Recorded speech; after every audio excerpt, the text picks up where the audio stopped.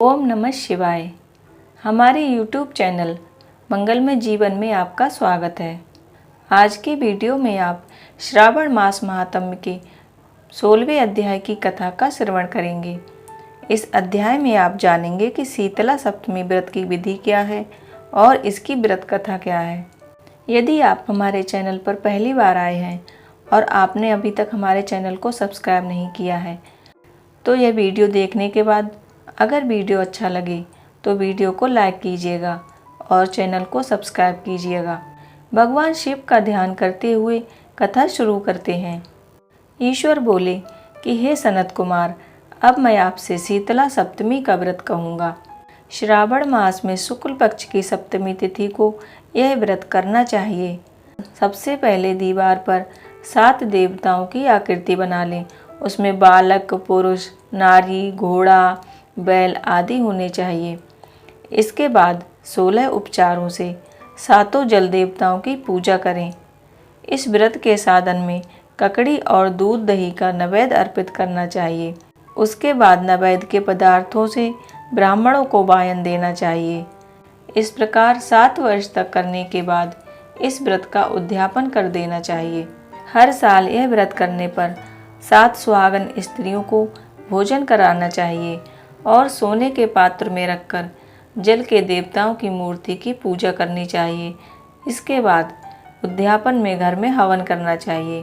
भगवान शिव जी कहते हैं कि हे सनत कुमार, अब मैं सप्तमी की व्रत कथा कहूँगा। आप ध्यान लगाकर सुनिए। सौराष्ट्र देश में शोभन नाम का एक नगर था। उसमें सभी धर्मों के प्रति निष्ठा रखने वाला एक साहूकार रहता था। उसने जल रहित एक अत्यंत निर्जन वन में बहुत पैसा खर्च करके शुभ और मनोहर सीढ़ियों से युक्त पशुओं को पिलाने के लिए सरलता से उतरने और चढ़ने के योग्य पत्थरों से बंधी हुई तथा लंबे समय तक टिकने वाली एक बावली बनवाई थी। उस बावली के चारों ओर उसने वृक्ष लगवाए जिससे राहगीर आकर उसमें आराम कर सकें। लेकिन वह बावली सूखी ही रह गई और उसमें एक बूंद पानी भी नहीं आया। साहूकार सोचने लगा कि मेरा प्रयास व्यर्थ हो गया और व्यर्थ में ही धन खर्च हो गया। इसी चिंता में विचार करता हुआ वह साहूकार रात में वहीं सो गया। तब रात्रि में उसके स्वप्न में जल देवता आए और उन्होंने कहा कि हे धनद, तुम जल आने का उपाय सुनो। यदि तुम हम लोगों के लिए आदरपूर्वक अपने पौत्र की बलि दो तो उसी समय तुम्हारी ये बावली जल से भर जाएगी। यह सपना देखकर साहूकार ने सुबह सुबह अपने पुत्र को बताया। उसके पुत्र का नाम द्रविड़ था और वह भी धर्म कर्म में आस्था रखने वाला था। वह कहने लगा कि आप मुझ जैसे पुत्र के पिता हैं। यह धर्म का कार्य है, इसमें आपको ज़्यादा विचार नहीं करना चाहिए। यह धर्म ही है जो हमें स्थिर रखता है और पुत्र आदि सब नश्वर हैं। छोटे मूल्य से महान वस्तु प्राप्त हो रही है, इसमें लाभ ही लाभ है। शीतांशु और चंडांशु ये मेरे 2 पुत्र हैं। इनमें से शीतांशु नामक जो ज्येष्ठ पुत्र है उसकी बलि बिना कुछ विचार किए आप दे दें।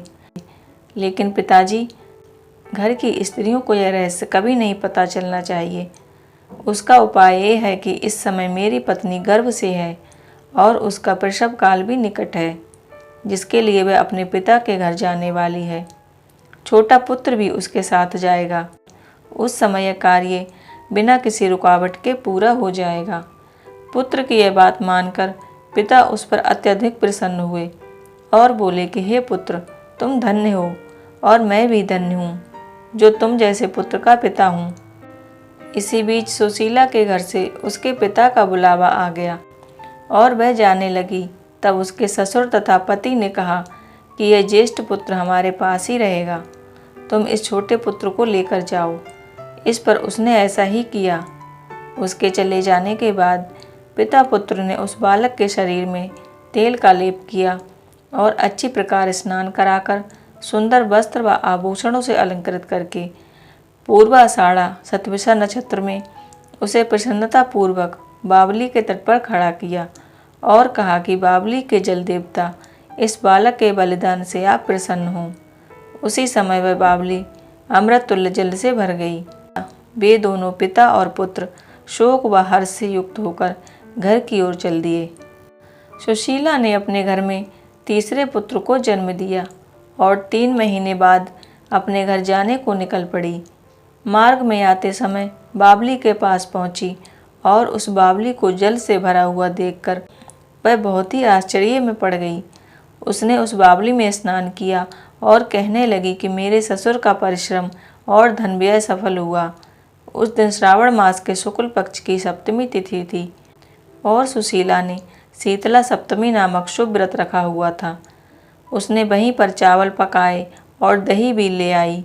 इसके बाद जल देवताओं का विधिवत पूजन करके दही भात और ककड़ी के फल का नैवेद्य अर्पित किया और ब्राह्मणों को वायन देकर साथ के लोगों के साथ मिलकर उसी नैवेद्य का भोजन किया। उस स्थान से सुशीला का गांव 1 योजन की दूरी पर था। कुछ समय बाद वह सुंदर पालकी में बैठकर दोनों पुत्रों के साथ वहां से चल पड़ी। तब वह जल देवता सोचने लगे कि हमें इसका पुत्र जीवित करके इसे वापस कर देना चाहिए, क्योंकि इसने हमारा व्रत किया है। साथ ही यह उत्तम बुद्धि रखने वाली स्त्री है। इस व्रत के प्रभाव से इसे नए पुत्र देना चाहिए। पहले उत्पन्न पुत्र को यदि हम ग्रहण किए रहेंगे तब हमारी प्रसन्नता का फल ही क्या हुआ। आपस में ऐसा कहकर उन दयालु जल देवताओं ने बावली में से उसके पुत्र को बाहर निकालकर माता को दिखा दिया और फिर उसे विदा किया। बाहर निकलकर वह पुत्र माता माता पुकारता हुआ अपनी माता के पीछे दौड़ पड़ा। अपने पुत्र का शब्द सुनकर उसने पीछे मुड़कर देखा। वहां अपने पुत्र को देखकर वह मन ही मन चकित हुई।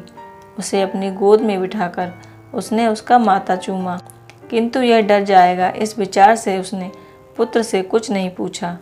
वह अपने मन में सोचने लगी कि यदि इसे चोर उठाकर लाए तो ये आभूषण क्यों पहने हैं, और यदि पिशाचों ने इसे पकड़ लिया था तो दोबारा छोड़ क्यों दिया। घर में तो सभी चिंता में डूबे होंगे। इस प्रकार सुशीला सोचती हुई नगर के द्वार पर आ गई। तब लोग कहने लगे कि सुशीला आई है। यह सुनकर पिता और पुत्र अत्यंत चिंता में पड़ गए। वह न जाने क्या कहेगी, उसके पुत्र के बारे में हम उसे क्या जवाब देंगे। इसी बीच वह तीनों पुत्रों के साथ आ गई और बड़े पुत्र को देखकर सुशीला के ससुर और पति घोर आश्चर्य में पड़ गए और साथ ही बहुत खुश भी हुए। वे कहने लगे, तुमने कौन सा पुण्य कर्म किया या कौन सा व्रत किया है। हे भामिनी, तुम पतिव्रता हो, धन्य हो और पुण्यवती हो। इस बालक को मरे हुए 2 माह बीत चुके हैं और तुमने फिर इसे प्राप्त कर लिया। वह बावली भी जल से पूर्ण है। तुम एक पुत्र के साथ अपने पिता के घर गई थी, लेकिन वापस तीनों पुत्रों के साथ आई हो। हे शुभ्रे, तुमने तो कुल का उद्धार कर दिया। मैं तुम्हारी कितनी प्रशंसा करूं। इस प्रकार उसके ससुर ने उसकी प्रशंसा की। पति ने उसे प्रेम पूर्वक देखा और सास ने उसे खुश होकर आशीर्वाद दिया। उसके बाद उसने रास्ते के पुण्य की सारी बात अपनी सास और घर वालों को बता दी। भगवान शिव जी कहते हैं कि हे सनत कुमार, मैंने इस शीतला सप्तमी का व्रत आपसे कहा है। इस व्रत में दूध और दही का, शीतल ककड़ी का फल, शीतल बावली का जल तथा इसके देवता भी शीतल होते हैं। अतः शीतला सप्तमी का व्रत करने वाले तीनों प्रकार के तापों और संतापों से शीतल हो जाते हैं। इसी कारण से इसका नाम शीतला सप्तमी है। इस प्रकार स्कंद पुराण के अंतर्गत ईश्वर सनत कुमार संवाद में श्रावण मास महात्म्य में शीतला सप्तमी व्रत कथा 16वां अध्याय पूर्ण हुआ।